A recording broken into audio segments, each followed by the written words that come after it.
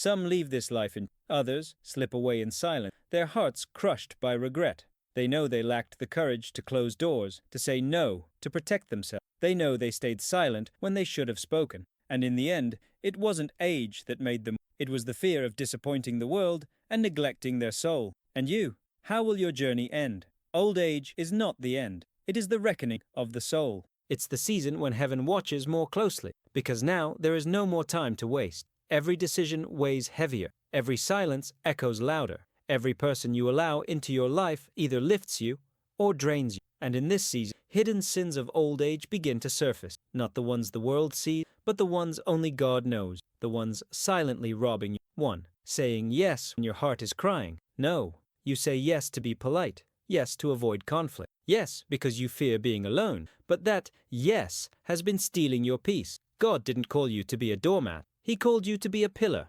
Firm, discerning, unshakable. 2. Clinging to the past as if it were still the present. You say, things were different in my day. But what about today? What are you sowing now? Your legacy is not finished. The Lord still wants fruit from you. The tree may age, but in maturity, it bears the sweetest fruit. 3.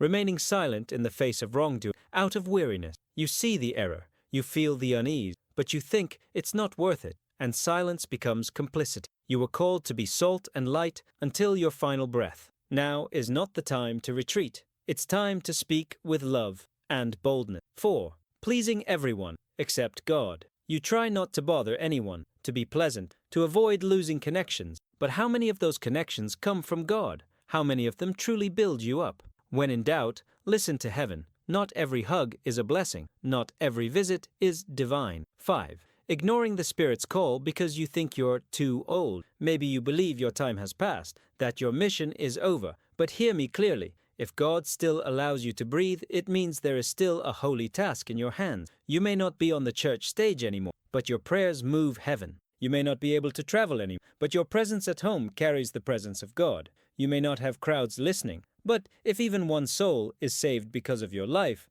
all of heaven rejoices. It's not too late. It's never too late to align with heaven's plan, but the time is urgent. And now I ask you something simple, yet powerful. If this message spoke to your heart, write in the comments, I choose to finish strong. I will pray for every name, one by one. And if you know someone, a brother, a daughter, a neighbor, who needs to hear this before it's too late, share it. You might be the answer to someone's prayer today.